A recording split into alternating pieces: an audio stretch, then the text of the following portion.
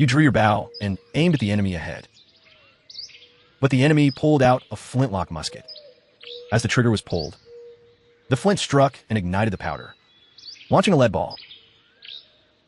The projectile flew toward you at high speed and killed you. Decades later, your son, armed with a flintlock musket, stood in perfect formation. He took aim and fired in a coordinated volley. But the enemy soldiers were using mini bullets.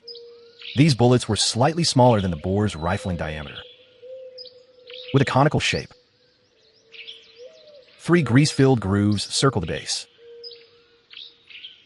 A conical iron plug sat at the base. They were easy to load. When fired, high-pressure gas pushed the iron plug into the bullet, expanding it outward, sealing the barrel, allowing it to spin and accelerate efficiently. This greatly improved flight stability.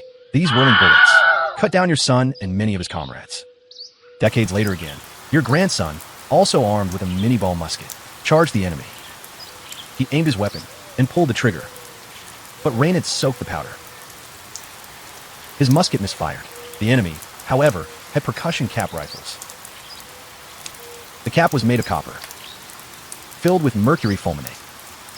As the trigger was pulled, the hammer struck the cap. The mercury fulminate exploded and ignited the main charge, firing the bullet. With no exposed priming pan, misfires were rare. A volley from the enemy rifles killed him.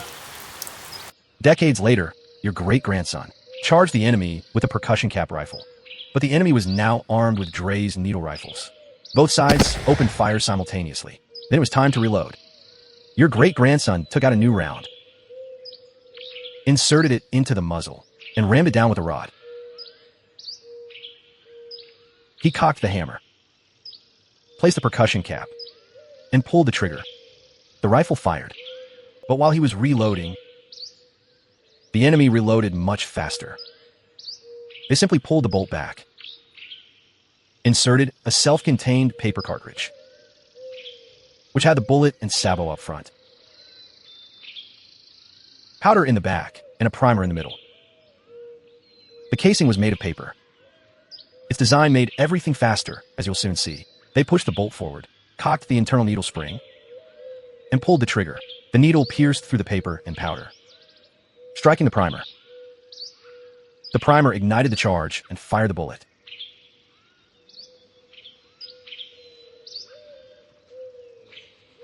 It hit your great-grandson mid-reload. He died instantly. Decades later, your great-great-grandson charged the enemy with a needle rifle. But after days of rain, many cartridges had absorbed moisture. They simply wouldn't fire. Meanwhile, the enemy had switched to metallic cartridges. These cartridges had brass casings, with the primer located at the rear center. The bullet itself was solid lead. The brass casing made them moisture resistant.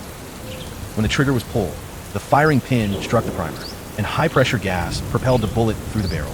The shot struck down your great-great-grandson. Decades later, your great-great-great-grandson charged forward with a rifle that used metallic cartridges. But the enemy's bullets now used smokeless powder. This powder was made from nitrocellulose. It produced far less smoke when ignited, and crucially, left little residue in the barrel. This allowed the enemy to equip machine guns, and they unleashed a storm of bullets on your ascendant. But your great-great-great-grandson, still using black powder, fired blindly through thick smoke. He quickly ran out of ammunition. The enemy's dense fire tore him apart. Decades later, your great-great-great-great-grandson attacked with modern smokeless powder cartridges. But the enemy now used caseless ammunition. The cartridge itself was made entirely of solid propellant. The bullet sat embedded in the front, with a fast-burning propellant behind it and a primer at the rear. A plastic cap held the bullet in place at the tip. During firing, a side-mounted handle was turned clockwise, and a cartridge dropped vertically into a rotating chamber. The chamber rotated 90 degrees, aligning it with the barrel. This also cocked the firing pin and completed chambering. When the trigger was pulled, the firing pin struck the primer, igniting the booster charge, which pushed the bullet into the barrel. The solid propellant block began to disintegrate, increasing surface area and igniting rapidly, accelerating the bullet out of the barrel.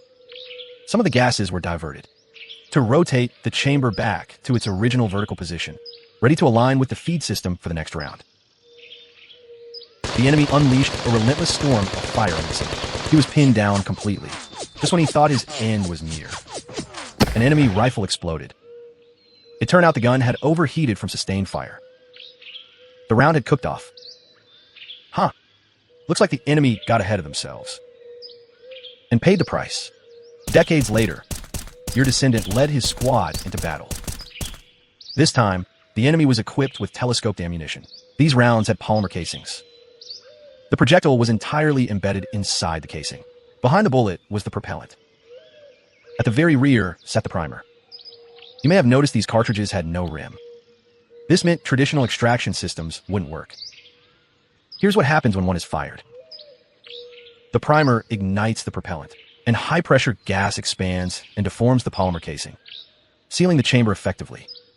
The bullet is then pushed through the barrel. Next, the chamber moves downward to align with the feeding port. The bolt pushes the next round into the chamber and ejects the deformed casing. It is expelled through the ejection port. Thanks to its material and compact design, the overall cartridge is significantly lighter. It also takes up less space. This allows soldiers to carry more ammunition. But your descendant wasn't to be underestimated either. This time, they were armed with polymer case cartridges.